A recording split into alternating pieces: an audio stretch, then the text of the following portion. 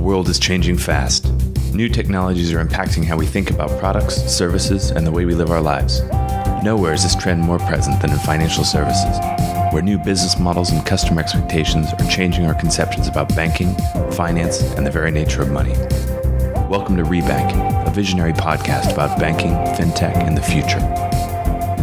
The future of banking is here. Hello and welcome to Rebank. I'm your host, Will Beeson. Today we're thrilled to be joined by Gab Columbro. Gab is the Executive Director of FINOS, the Fintech Open Source Foundation.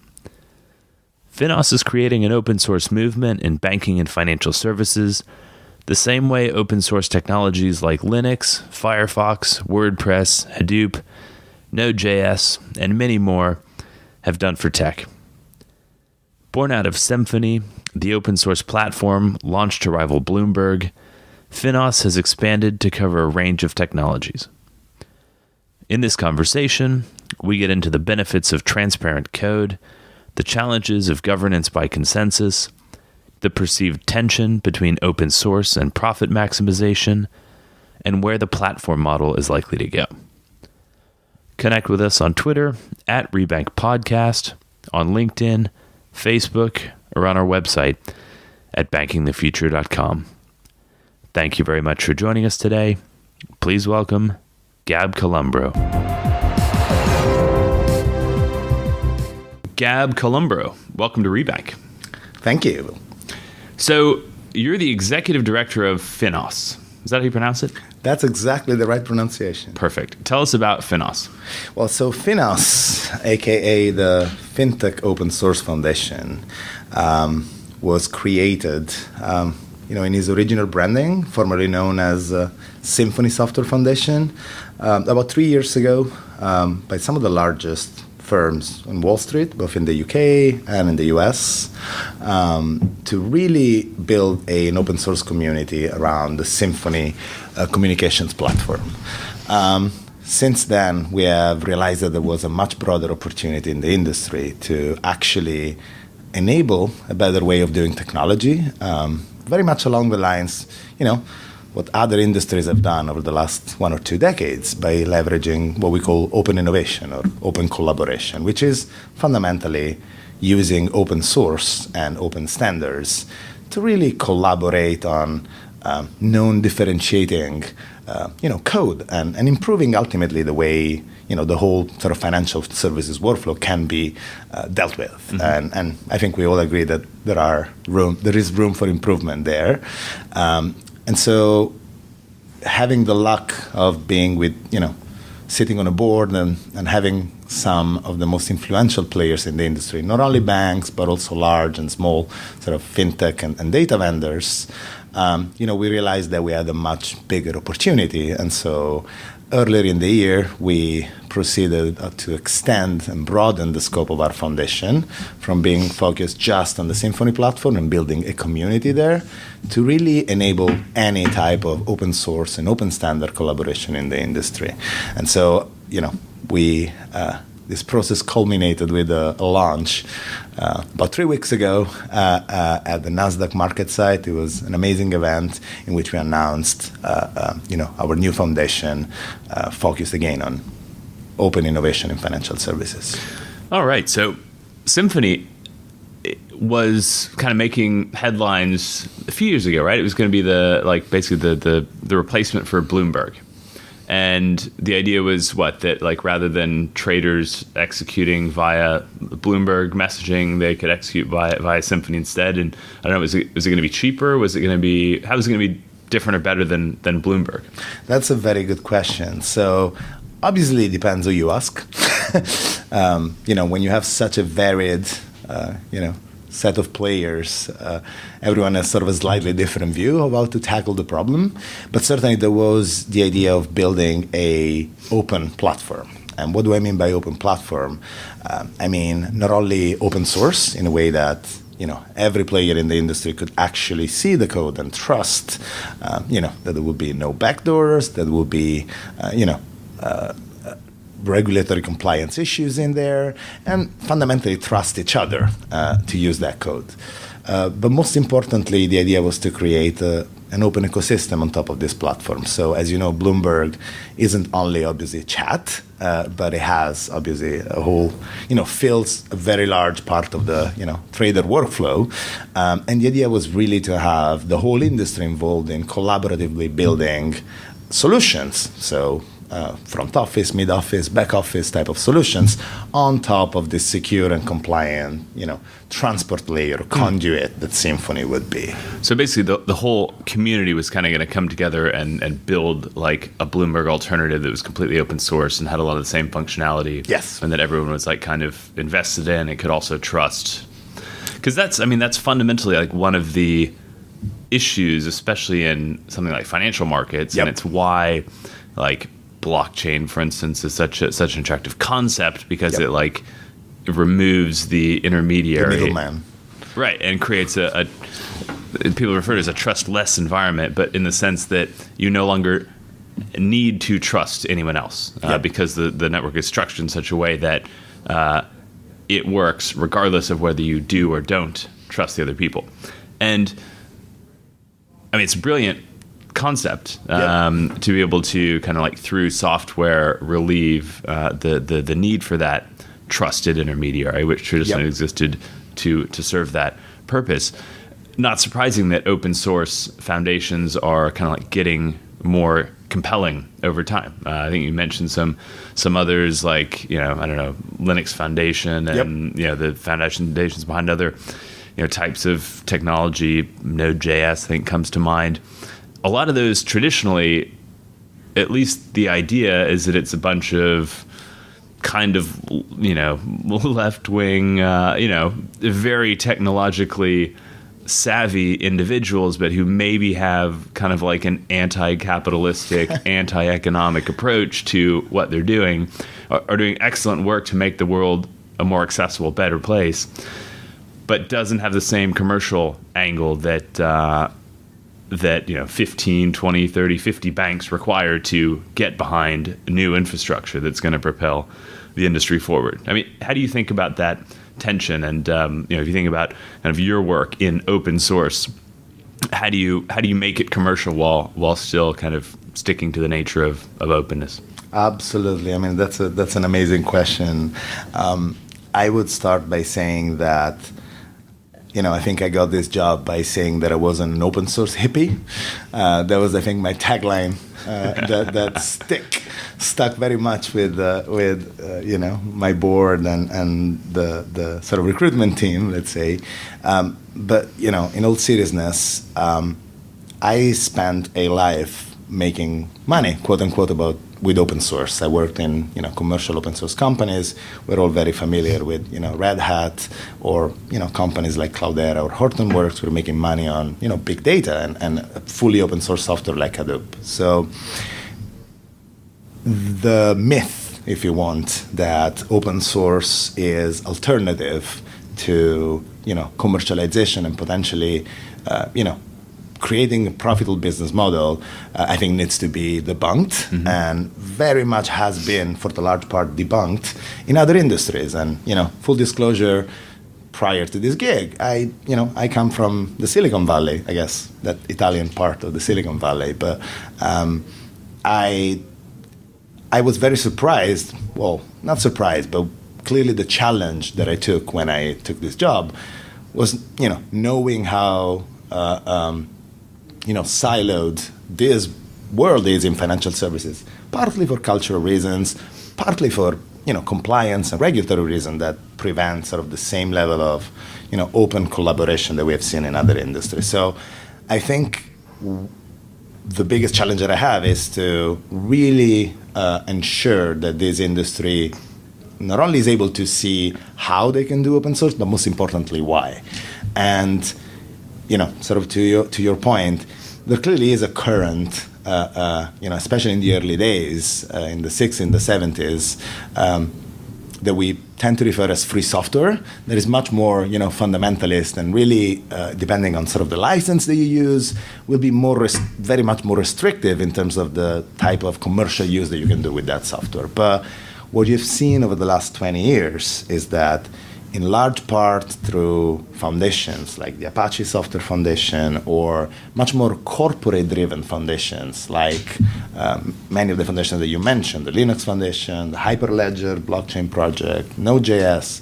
These are all foundations that are largely funded by large corporations, which are typically the end users of the software, or large vendors that have realized that in 2018, doesn't really make sense to compete on a full stack. But the actual differentiator and the actual value oftentimes is in the network that you build. In the world of SaaS, in the way you host or the services that you provide. You're not selling software. You're selling, in the world of cloud, you're selling a service. And so there's been a realization over the last 20 years that clearly it's much more effective to collaborate on common standards or on common pieces of software when those are not differentiating, and focusing your resources and your investment instead of real added value differentiators. And just to quote a couple of examples, there would be no cloud without open source. The whole Amazon infrastructure is based on open source, and you wouldn't want to run 1,000 Windows machines on the cloud. There will be no blockchain without open source, which is probably one of the most, open source by design, as you were saying, sort of from a trust standpoint, type of technology. There wouldn't be big data. There wouldn't be, no SQL technology. So, again, all example of technologies that not only are rooted in open source, but have, driven very much successful commercial models. So, my sort of closing line is that really open source is more of a business model rather than necessarily just a way of approaching software. Yeah. No, I mean, conceptually it makes sense, because at least a lot of the stuff we're talking about, it sounds like is kind of like is infrastructure. And maybe the open source model works particularly well for infrastructure. It's something that everyone wants to use in more or less the same way. Absolutely. Something that often, well, at least from kind of like this blockchain standpoint, yep. It doesn't necessarily make sense for any one organization to make the entire investment, yep. And then kind of try to commercialize it. Certainly could happen, but I don't know. Maybe it's more like a subway network. There's nothing secretive per se in the way that it's built or the way that it operates. Yep. It's the scale of the network yep. that means no one else would kind of challenge it, attempt to privatize it, because the value, as you say, is in the reach. You're absolutely right. And I would, where I've landed and sort of a line that I commonly use is, we live in the era of platforms, very much overused word, but I'm thinking here more from a business economy standpoint than necessarily, the tech, notion of a platform. When I think about platform economies, and there's, enough literature out there, it really defines a new way of delivering value. If you think about traditional business models, or when you're building a solution, it's very much unidirectional value chain. You produce, you market it, you sell it, value gets to the customer. That's very straightforward. We've been doing it for thousands of years. If you think about platforms, even just like Facebook or Airbnb, just to be kind of outside of the financial services realm, or Stripe. Landing tree, you can talk about many. And the big difference there is that the value is not in the code. The value is in the fact that they are creating channels and connecting people, producers of value and consumers of value, where those channels did not exist before. And so again, the value of such a platform is really in the ecosystem. It was on top of the platform, in how big, to your point, the network that you're creating, or the app store of plugins that you're going to create, or whatever it is that creates your ecosystem. Content in the case of Facebook, houses in the case of Airbnb, and neither Facebook owns content nor Airbnb owns houses. And so again, I think the line that I always say is that really, if you're building a platform, and more generally, to your point, you really have to think where your differentiating IP is. And I think this is a concept that more and more, through blockchain, through the fintech wave, it's becoming more and more clear in financial services. And just to conclude, it might be, if you want, not clear yet, but the whole sort of all different industries and financial services are already doing that. The very move to cloud is an acknowledgement that hardware is not a differentiator anymore. We are all looking at hardware as a commodity by now. And so my proposition here, and what other foundations have done successfully in the past, is that, well, there's a lot more plumbing and commonality on top of the hardware that we're already looking to share. And that's what I think is the main sort of driver for both firms to mutualize and sort of reduce their costs, but certainly fintechs that I was mentioning before use open source as a business model, to commercialize and drive adoption of their software. So, in addition to this Symphony messaging platform, what other areas are you guys developing? Well, obviously, as an executive director of an open source foundation, you're not the king of the foundation, quote unquote. So the general answer is that we are facilitators, and we, me and my team, we're a little bit like Switzerland. Again, probably the Italian canton of Switzerland. So in the longer term, it's really going to be about what our members want to contribute and what our board sort of strategically decide to focus on. But just to give you some concrete examples, we now have 4 programs that are publicly announced, and I'll tell you what a program is, and actually 4 additional ones that have been already approved by the board, and we're going to be sort of announcing over the next weeks and months.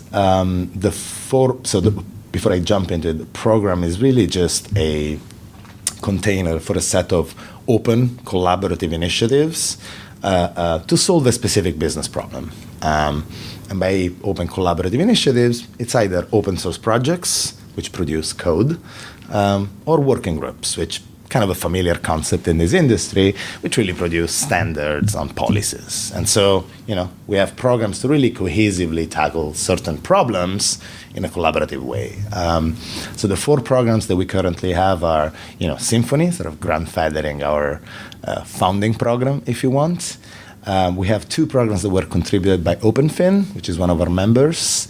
The Hadoop project, which is their sort of open source version, the open source community version of OpenFin, if you want, which is a desktop container for traders, as well as FDC3, which is a very interesting initiative which has gathered over the last 3 months, support from many buy-side firms, many sell-side firms, many vendors, including OpenFin, Thomson Reuters, to really drive interoperability for traders' desktop. So to the point that we were making before, creating this orchestrated, aligned, open ecosystem for trading desktops, rather than very close, sort of single-player, mandated, if you want,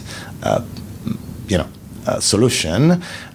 The idea of FDC3 is to build standards and common APIs and reference implementations for any application on the trader's desktop to be able to interoperate with each other. Which would be everything from news flow to quote engines to historical indices and analytical tools and stuff like that. Absolutely. And so that's why if you look at our foundation, not only our members, but the general contributors, you really have a very, diverse ecosystem from data providers, from the large fintechs, Market, FactSet, Thomson Reuters, to more, smaller ones that are up and coming, and they want to participate to this open ecosystem. We are a level playing field, and sure, we have soft touch for our members, and they get, a better access to our governance, to our board, but our community is open to everyone, and so it's really considered to be a level playing field.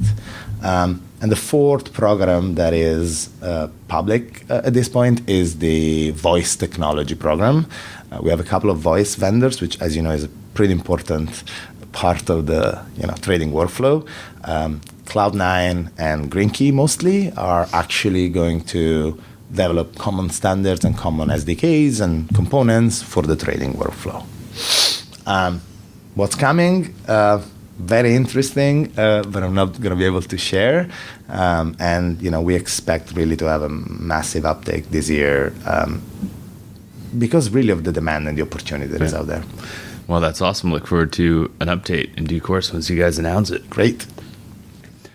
How easy is it to, I don't know, I mean, so if you walk into a meeting with a bunch of your member banks, so maybe not the people that you necessarily interact with on a day-to-day basis, Yep. but I don't know, the executive teams that, the banks you mentioned, Yep. Goldman, JP Morgan, Morgan Stanley, and you talk to them about your open source model. Like, are they there yet? Do they get it? From kind of like a cultural standpoint, do they view that as the future? Are they on board, or are they kind of expecting more traditional commercial models? It's a very interesting question, and what I would say is, what I would start with is, it really depends on certainly the firm that you're talking to. There's different sort of levels of maturity there, but I would mostly say also it has changed drastically over the last 2 or 3 years. My pitch and the idea of open innovation in financial services has gained massive traction even just over the last 6 to 9 months, and that's what obviously has allowed us to broaden the scope of our foundation. As you can imagine, it's a complex process to have about 30 members agree on such a visionary, if you want, and an innovative play. But to be specific to your question, we have identified as a foundation open source readiness as the sort of probably biggest challenge for us and biggest, we're really just at the beginning here. We have, support, but we think that our biggest objective for 2018 is to actually drive forward open source readiness, because that's going to be ultimately what creates the dynamo of contribution that creates a lively community. Really, my stickiness, I don't sell products. My stickiness is going to be there only if banks actually are able not only to consume open source, but they see the business value of contributing back, or whether that's cost saving, whether that's talent acquisition or retention, whether that's influencing the many fintechs that they would like to be working with in a better way, short of acquiring them, short of having a Series B fund, round on them. And so, kind of again, being specific to your answer, I think as an open source person, I can win easily the mind of the developers. We just have to unlock them to be able to do it. I can definitely win right now the mind of the executives. The executives are, especially the most forward-thinking ones, are definitely receptive to innovation, which I'm a big supporter of, innovation throughout the whole, you need to do innovation throughout your whole development team, not in a box. But the big issue is what I would call the frozen middle. There certainly is a lot of work that needs to be done to align incentives and make sure that the risk-benefit balance that those people have right now in embracing open source, or in allowing their development teams to do open source, or in whatever is the hurdle, legal, technical, cultural, as you mentioned. As every change management process needs, you need both, the bottom-up buy-in and the top-down buy-in. And at this point, I think I'm having kind of a double claw approach. You are the second person that I've heard say that today. Really? Yeah, I was at an AI conference this morning. Interesting. And in the challenge was discussed like enterprise-wide AI rollout. Like there's a kind of low-level staff, especially technical staff, are all about it. Totally get it. See the benefits. Executive management see the benefits, but it's middle management that has difficulty. Yeah, sure. Part of it's going to be cultural. Part of it's incentive based. But wow, that's I think big it's challenge. also cultural. Sometimes is very big as a term, and I want to be. I think there's an angle there. First of all, sort of a bankers and developers. This massive dichotomy. Again, the firms more and more want to consider themselves technology companies, and again, the way I have seen this industry operate, coming from technology companies, it's truly about being more, embedding again technology in everything you do, but making sure that actually there is the right sort of organizational changes that need to happen. There is a famous law called the Conway Law, which tells you, people keep on talking about microservices, and there's no way you can implement a successful microservice architecture without changing the organization and how the teams are structured, as well as the architecture of your system. And so, I think there's an element that is really organizational that needs to change, and there's obviously a generational, I think, clash going on, which I think it's a bit overhyped. I think technology people like me tend to be pretty harsh sometimes in their judgment, and one of the ways I think the foundation can help is that again having a team that is fully sort of coming from open source communities and having the trust of the developers, while now obviously having gained the trust of some of the most influential people in the industry.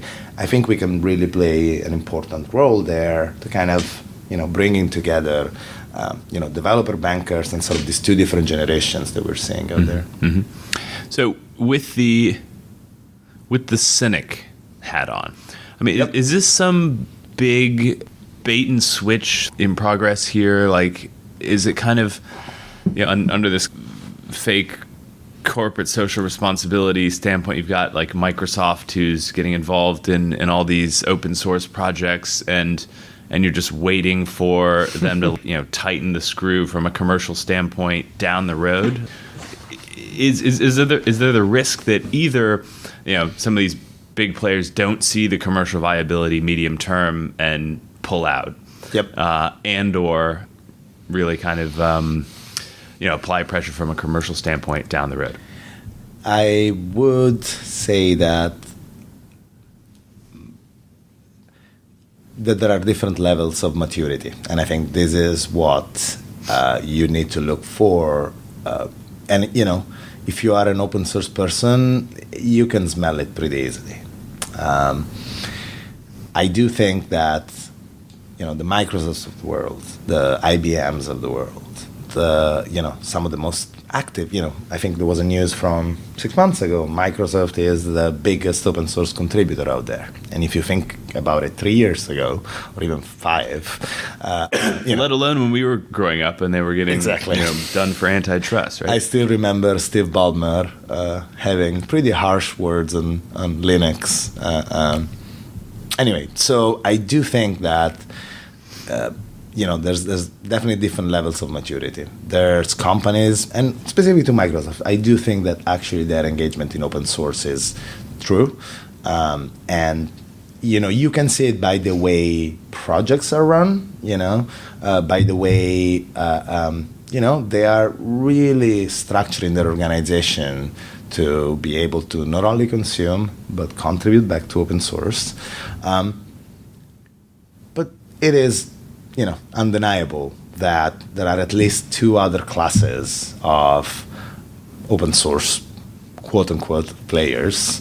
There's certainly what I would call, open washing, which it's really leveraging open source and just really putting out there, almost like baits, as you say, for people to think that you're doing open source, but truly you're not really putting out there anything super valuable. You're making a lot of marketing out of it. I certainly have seen examples of this in the past, but this is more something I think from, again, at least from other industry standpoint, something more from the last decade, leveraging open source just for marketing. I don't think it's a differentiator anymore. I think right now as open source is almost like a given, which if you don't have it, then you probably have a disadvantage, a commercial disadvantage.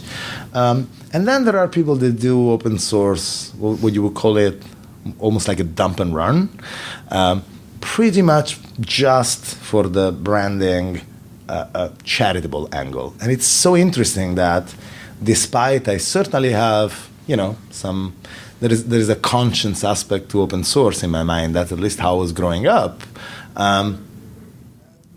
I've never thought about open source as charity.